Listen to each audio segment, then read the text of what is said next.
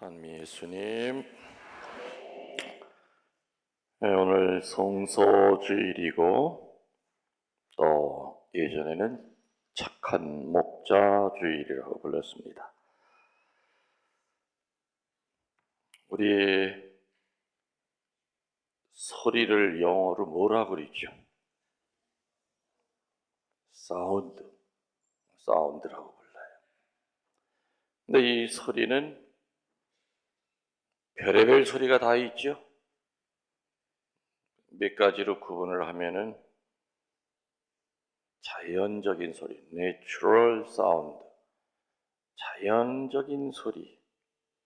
뭐 어떤 거 있을까요? 뭐 많죠. 바람 소리, 새 소리, 시냇물 소리, 나뭇잎이 흔들리는 소리, 뭐 많이 있을 거예요. 천둥 치는 소리, 빗방울 떨어지는 소리, 이거 전부 다 사람이 억지로 만드는 소리가 아니라 자연적인 소리예요. 이러한 자연적인 소리를 들으면 우리들 마음이 어때요? 기분이 나빠져요? 아니면 기분이 좋아지고 편안해져요? 좋아지고 편안해져요. 이 자연적인 소리를 듣고 기분이 상했다는 사람은 정신병원에 가야 돼. 그래요, 안 그래요? 나는 나뭇잎 흔들리는 것만 들으면 흥분이 돼. 이런 사람은 빨리 정신병원에 가야 돼. 또 이제 만들어낸 소리가 있죠. 인공적인 소리. 뭐 있을까요? 자동차 엔진 소리, 그죠? 시계 초침 소리, 째깍째깍째깍. 또 뭐 있을까요? 신발 끄는 소리.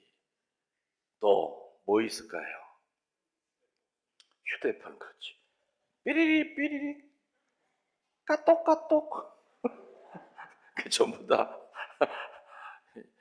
인공의 소리죠? 인공의 소리.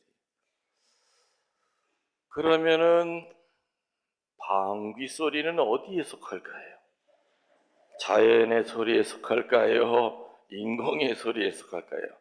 자연의 소리는 마음의 평화를 준다고 그랬고요. 인공의 소리는 한참 들으면 피곤해져요. 맞죠? 그래서 여러분들 중에 뭐 이렇게 음악에 관심이 조예가 있는 분들도 계시겠지만은 오디오도 보면은 우리 옛날에 LP 음악이 있죠. 지금은 전부 다 CD 아니면 USB. 근데 LP 음악은 하루 종일 들어도 오히려 더 힘이 기를 받는데 CD라든지 이렇게 인공적으로 만든 그런 음들, 나쁜 음들은 귀는 그거를 못 느끼지만 우리 몸은 느끼기 때문에 차 안에서도 뭐 CD라든지 USB 같은 거 뭐 한참 들으면 빨리 피곤해져요. 그래서 이런 인공적인 소리, 다시 말하면 소음 속에 오래 있다 보면은 마음이 불편해지고 어두워지지요. 자, 그럼 조금 아까 내가 질문했잖아요. 방귀 소리는 어디에 속해요? 자연의 소리예요? 아니면은 인공의 소리예요? 뭐 자연의 소리라고 하는 분도 있고 인공의 소리라는 분도 있고. 자연의 소리 들으면 평화로워져야 돼요. 하긴 뭐 방귀로 지가 끼면 지는 평화롭겠죠. 근데 옆에 있는 사람은 괴롭죠. 방귀도 보면 또 종류가 다양하죠. 뻥 하는 이렇게 사운드가 큰 방귀는 듣기는 그래도 냄새는 없어. 근데 이 거의 화생방경보 수준에 나는 방구들은 거의가 소리가 안 나. 옆에 사람 다 기절해 있잖아요. 방귀는 자연의 소리가 아니라 저는 인공의 소리 쪽으로 봐요. 또 사운드 가운데서 또 하느님이 내시는 소리가 있죠. 하느님만이 내실 수 있는 소리가 있어요. 하느님의 소리를 우리들이 들으려면은 뭘 맞춰야 돼. 아무리 좋은 라디오라 하더라도 정말 방송국에서 내보내는 그 선명한 음악을 들으려면 뭘 맞춰야 돼? 주파수를 맞춰야 돼. 그죠? 주파수가 안 맞으면 그냥 잡음밖에 안 들려요. 방송국에서 아무리 깨끗한 클래식 음악을 내보내도 바이올린 소리가 바이올린 소리로 안 들리고 찌릿찌릿 거리기만 해요. 하느님이 우리들에게 계속해서 소리를 보내세요. 그러니까 하느님과 우리 사이에 주파수가 딱 맞아야지. 주파수를 맞춰야만 하느님의 사운드, 하느님의 소리를 들어요. 그 주파수가 뭐냐? 전통적으로 네 가지 주파수가 있죠. 첫 번째, 양심이라고 하는 주파수가 있어요. 양심의 소리를 들어야 돼요. 맞죠? 근데 이 양심은 자꾸 세월이 갈수록 변질돼요? 변질이 안 돼요? 변질이 돼요. 변질이 돼요. 그래서 주일날 오기 싫어도 열심히 나와서 그래도 사제 강론을 들으면 자꾸 때가 끼는 양심이 자꾸 좀 딱 껴서 나가. 자꾸 나가. 자꾸 말씀 드리려는 거죠. 양심이라고 하는 거는 자꾸만 자기 합리화를 시켜요. 처음에 우리 그런 말 있지 않습니까?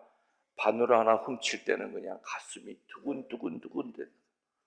나중에 이제 이 도둑질하는 것이 이제 단수가 커지면은 나중에는 속 끌고 나오면서도 남의 집에 들어가서 휘파람 불면서 끌고 나온단 말이에요. 그 사람 양심이 애초부터 그렇게 속 끌고 나오면서 휘파람 불던 양심이 아니었어요. 시작은 바늘 훔칠 때는 바늘 하나 훔쳐놓고 다른 사람 지우개 하나 훔쳐놓을 때는 가슴이 두근두근 됩니다. 그래서 양심이라고 하는 것은 환경에 따라서 자꾸 퇴색이 되고 때가 묻어요. 양심이라고 하는 이 주파수가 하느님의 소리의 기본적인 사운드예요. 성당에 다니든 안 다니든 불교 신자든 뭔 신자든 다 양심 있어요, 없어요? 있어요. 독재자들 다 양심이 있죠? 자기 권력을 유지하기 위해서 사람 많이 죽였지 않습니까? 자기들도 양심이 있어요. 근데 자기 식대로의 양심을 만들어 살아가는 거겠죠. 또 하느님의 소리를 듣는 두 번째 주파수는 체험이죠. 사건이에요. 근데 이 사건은 기쁜 사건보다는 처절하게 가슴 아픈 사건을 통해서 그런 사건을 겪을 때마다 하느님께서 소리를 주세요. 당신의 소리를 주세요. 또 세 번째 주파수는 뭐냐? 하느님과 우리 사이의 주파수는 성사생활이에요. 성체와 고백성사를 통해서 하느님의 목소리를 우리는 듣지요. 네 번째 주파수는 말씀이에요. 사제들의 강론, 어떻게 하다 우연히 들은 평화방송 어느 신부님 이름도 모르지만은 차 안에서 들은 그 밑줄 한마디가 눈물을 펑펑 나게 한단 말이에요. 말씀. 이렇게 하느님과 우리 사이에는 양심이라고 하는 주파수, 십자가라고 하는 체험, 성사라고 하는 주파수, 또 말씀이라고 하는 주파수를 통해서 끊임없이 당신이 하고 싶은 말을 계속 하시죠. 열심히 잘 살고 있을 때 하느님의 소리를 들으면 힘이 날까요, 안 날까요? 더더욱 힘이 나지만 하느님과 멀리 떨어져 있을 때에는 하느님의 소리를 어떻게 우연찮게 들으면은 두려움이 와요. 그리고 그 소리를 안 들으려고 귀를 막으려고 피하지만 겸손하게 받아들이면 오히려 성인의 삶으로 바뀐다. 냉담하고 있다가 정말 눈물 콧물 흘리면서 성사를 보고 20여 년 만에 하느님 앞에 무릎을 꿇고 다시 교회를 찾아왔어요. 고백성사할 때 하느님의 목소리를 들어요. 어느 신부님의 강론을 듣고 정말 자기 삶을 뒤돌아보죠. 어느 성인은 냉담자를 가리켜서 마른 장작이라고 그랬어요. 불 한 번 붙으면 뜨거운 거예요. 다시는 절대로 냉담자로 돌아가지 않는다는 거죠. 하느님의 소리 가운데 또 특별히 보이스라고 하는, 보이스는 우린 특별히 입에서 나오는 소리를 보이스라고 해요. 스페셜한 보이스가 있어요. 특별한 부르심이 있어요. 나나 여러분이나 여기 예비자들 빼고는 다 세례 받았어요? 안 받았어요? 세례 받으셨죠? 세례를 받으신 것 자체가 하느님의 특별한 소리를 듣고 부르심을 받은 것이죠. 그래서 세례 받을 때 그리스도의 사제직, 예언직, 왕직이라고 하는 어마어마한 지위에 우리들을 들어 올려 주신 거죠. 이렇게 스페셜한 보이스를 듣고 세례받은 사람 가운데서 또 누구를 또 뽑아요. 스페셜 보이스. 아주 특별한 부르심이 또 있어요. 그게 누구냐? 사제들, 수도자들이. 사제 수도자들, 사제 서품 때 여러분들 신부님들 수많은 신부님들이 쫙 제대를 에워싸면은 참 보기 좋죠? 똑같은 영대를 걸치고 똑같은 제의를 입었다 하더라도 그 신부님들이 하느님의 목소리를 듣고 특별 성소를 받는 동기들은 똑같은 분들이 거의 없어요. 물론 어릴 때부터 여기 있는 복사들처럼 신부님 옆에서 복사를 쓰다가 나도 신부님 되고 싶어 이렇게 해서 신학교 들어간 사람도 있죠. 근데 전혀 복사랑은 아무 관계가 없어요. 다 달라요. 우리나라 첫 번째 주교님이 누군지 아세요? 힌트, 노시요, 노시. 첫 번째 주교님, 노기남 대주교님. 노기남 대주교님이 우리나라 첫 번째 주교님이에요. 그 주교님은 신학교 들어가게 된 동기가 뭐냐? 계란찜이야. 뭐라고요? 아버지가 공서회장님이에요.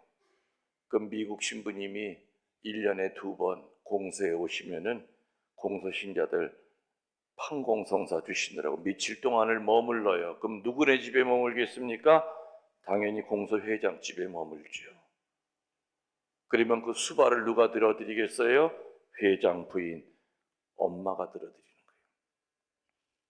근데 아침마다 이 노기남 소년이 엄마가 신부님한테 들고 들어가는 밥상을 보면 밥상 위에 뭐가 있어? 노란 계란찜이 있는 거야. 새우젓 국물에다가 나중에 깨까지 살살 뿌려가지고 숟가락으로 뜨면 찰랑찰랑거리는 그런 노란 계란찜이. 그래서 이 노기남 소녀는 나도 신부 되자. 신부만 되면 저렇게 매일같이 계란찜을 먹을 수 있구나. 그래서 신학교 들어가가지고 대주교까지 됐단 말이에요. 전능하신 하느님은 계란찜 하나 가지고도 대주교를 만드시는 분이요. 맞아요, 틀려요? 그러니까 여러분들 손주들한테 계란찜 많이 해먹이란 말이에요. 계란찜 가지고 성소를 받았어요. 노기남 대주교님. 또 우리 8대 여기 번당 신부님, 미국 신부님, 여기서 끝나고 인천교구 주교님으로 가셨죠? 나 주교님, 나 굴리엘모 주교님. 그 양반은 미국에서 그 부모님이 재벌이에요. 어마어마한 재벌이에요. 그래서 명문대학을 들어갔어요. 가만히 있어도 아버지 그 가업을 그대로 이어받아야 되는데 어느 날 책 한 권 때문에 인생이 바뀌었어. 그 책이 뭐냐? 그 유명한 The Key of Kingdom, 천국의 열쇠라고 하는 책. 수많은 사람들에게 성서를 줬던 그 유명한 책. 저도 한 7번은 반복해서 읽었던 것 같아요. 천국의 열쇠라고 하는 A.J. 크로닌 박사가 지었던 그 책은 뭐냐? 사제가 치섬 신부라고 하는 사제가 중국으로 선교 가서 그 수많은 환난 속에서 하느님을 전하는 이야기예요. 그 이야기를 보고 이 청년 나 굴리엘모는 나도 신부가 되자 하여 메리놀 신학교에 문을 두들겨서 한국 땅에 와서 서운동성당 8대 주임 신부로 계시다가 인천 교구장으로 계시다가 은퇴하셨죠? 올해 나이가 95이실 거예요. 왜 그렇게 내가 정확히 아냐? 그분 호랭이띠예요. 우리 아버지랑 동갑이기 때문에 내가 알아. 우리 아버지도 살아계셨으면 지금 95이실 거예요. 호랑이띠. 책 한 권 가지고 하느님은 특별한 소리를 내서 사제로 부르신단 말이에요. 또 여기 지금 부활초 있죠. 이 부활초 때문에 또 신부된 사람을 내가 또 알아. 저기 저 경상도 쪽에 있는 교구, 동창 신부인데 복사를 섰대요. 부활 전날 사제가 초 들고 입장하죠. 그리스도의 광명. 그래서 이제 입장하기 전에 제의실에 이렇게 준비된 부활초가 이렇게 있었는데 복사들이 까불다가 그걸 딱 넘어뜨렸어. 그래서 그냥 땅바닥에 떨어지면서 반 동강이 난 거예요. 이거 보통 일 아니죠? 큰일 난 거죠? 수녀님이 따라 들어보니 세상에 부활초가 축성되지 않은 초가 동강이 나 있어.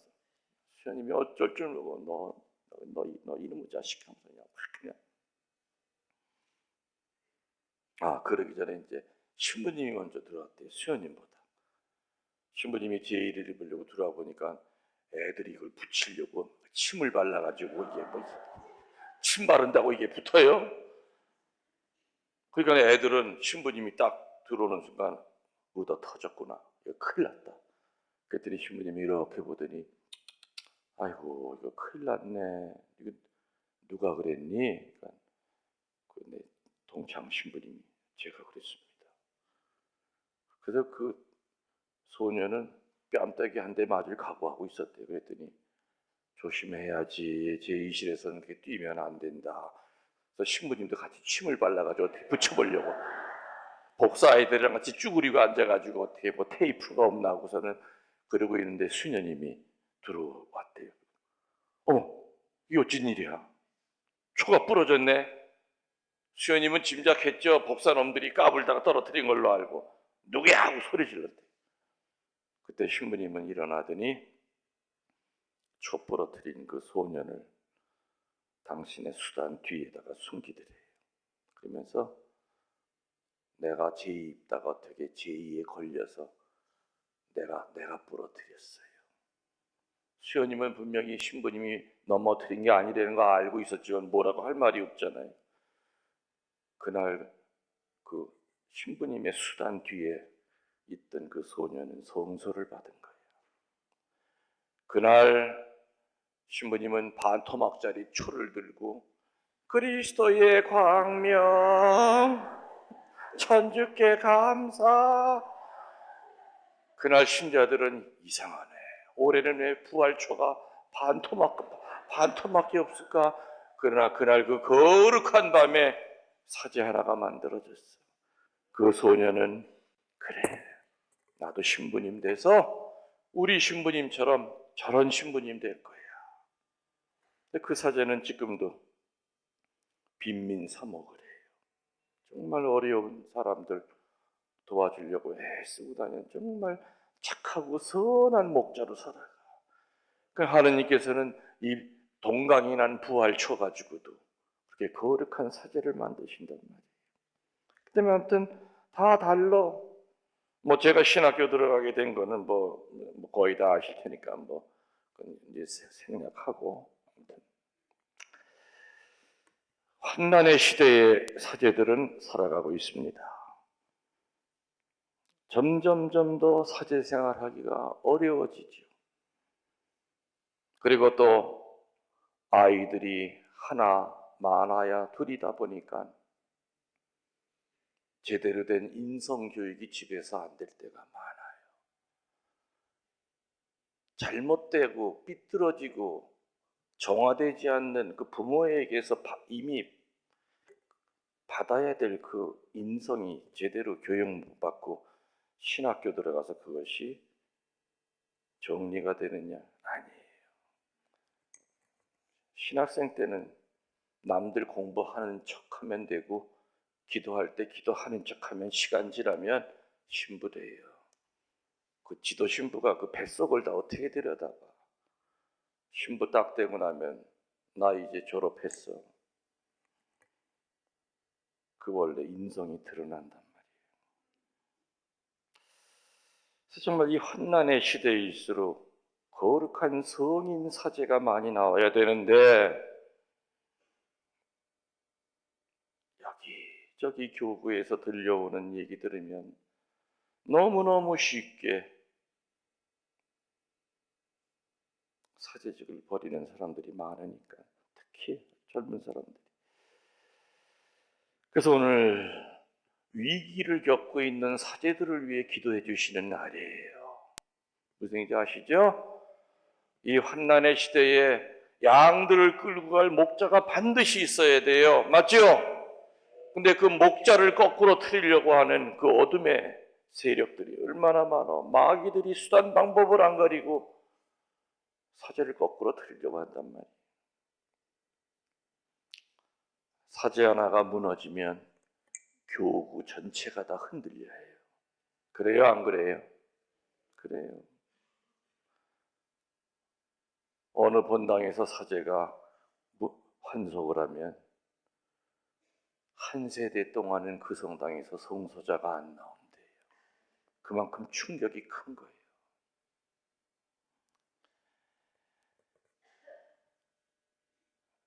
여러분들이 사제들에게서 예수님을 다 보려고 하면은 못 봐요. 그렇죠? 내 피정 나가보고 딴 본당에 가봐요. 신자들이 그냥 저 엄청 인기 좋거든요. 그럼 내 피정하고 나면 그냥 뭐 신자들이 내 뒤에서 옷 잡고 끌어안고 그러면서 아유 서운동 신자들 얼마나 행복할까. 뭐 옛날에 딴 데 있을 때도. 그럼 난 그리지 속으로 너도 와 살아봐라. 예수님이 본당 신부해도 반대쪽에 서는 사람은 항상 서요. 어떤 사제가 오더라도 심성 자체가 꼬여 있는 사람은 예수님이 본당 신부에도 꼬이게 볼 수밖에 없어요. 젊은 신부 시절에는 그런 신자들을 보면 이해가 안 갔어요. 내가 잘못한 것도 없는데 열심히 살려고 애썼는데 왜 저렇게 나를 뒷담화를 칠까? 왜 나를 씹을까? 이게 상처가 되지. 근데 뭐 지금이야. 그래, 씹을 테면 씹어라. 씹다 보면 네 이빨만 부러진다. 세월이 약이다. 그럴 때가 있죠.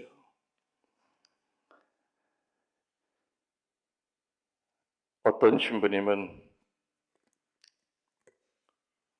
예수님의 기도하는 모습 열심히 보여주는 신부님이 있고, 어떤 신부님은 가정 방문 열심히 다니는 사제가 있고, 어떤 신부님은 예수님의 입을 보여주는 사제가 있고, 또 어떤 신부님은 예수님의 그 착한 모습을 보여주는 신부님이 있고, 여러분들이 이제껏 많은 신부님들 겪었죠. 우리 성당에 있다가 다녀간 아무개 신부님을 생각하면 그분의 제일 예수님 닮은 게 뭐가 떠오를 거예요. 그 조각조각들 버리지 말고 잘 가지고 계세요. 나중에 여러분들이 세상 떠날 때쯤에, 세상 정리할 때 내가 이제껏 알던 신부님들의 그 예수님의 모습을 하얀 도화지에 놓고 하나씩 붙여보세요. 그러면은 예수님 모습이 하나 만들어질 거예요.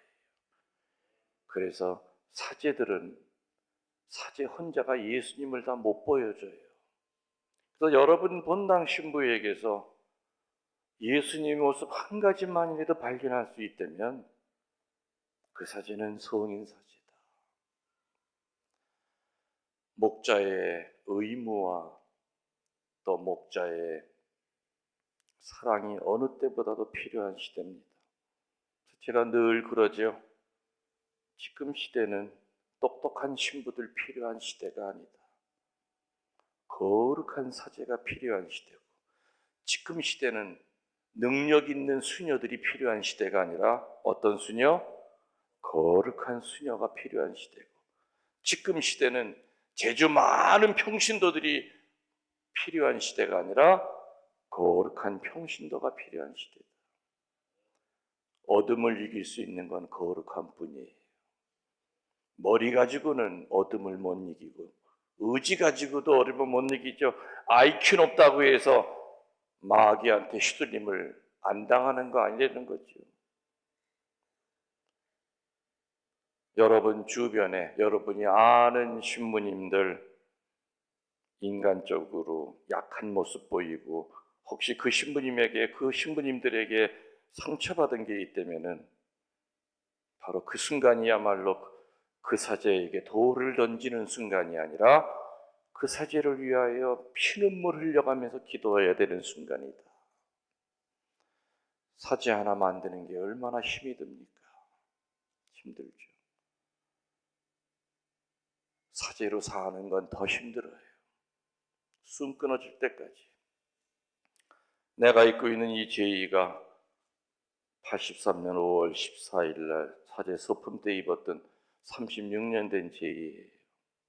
이 제의 입고 관 속에 내가 들어가야 되거든요. 들어가야 돼.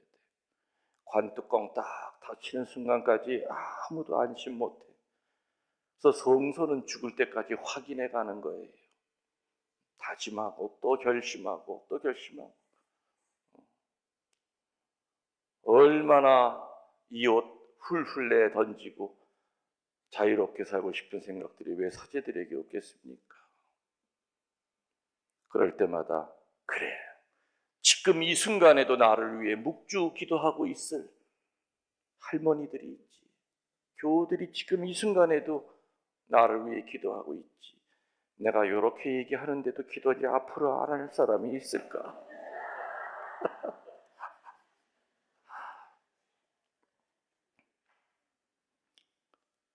신부님들을 위해 기도하고요. 수도자들을 위해 기도하고. 이제는 수녀원도 텅텅 비었어요. 신학교도 이젠 지원자가 없어. 애들이 없으니까. 그러니까 수녀원도 한국에 한참 저거 할 때는 뭐 수도자들이 많으니까 뭐 동강구, 서강구 이렇게 쪼개서 했는데, 나는 그거 쪼갤 때부터는 절대 반대했어요. 10년 안에 다시 합친다 뭐 그런 얘기 또 들릴 거다. 애들이 없고 수녀원에 갈 사람이 없는데 괜히 저거 왜 저렇게 돈 낭비, 시간 낭비 왜 저거 하냐 이거지. 유럽처럼 돼가요. 유럽의 수녀원에 들어가 보면은 정말 다 80 넘은 할머니 수녀들밖에 없어요. 젊은 수녀들 없어요.